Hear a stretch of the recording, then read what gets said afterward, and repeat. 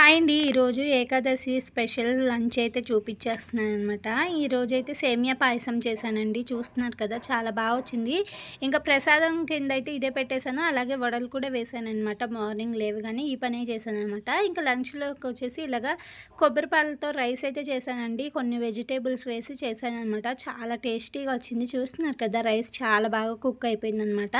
Next దీనికి కాంబినేషన్గా వచ్చేసి నేనైతే ఈరోజు పన్నీర్ కర్రీ చేశానండి.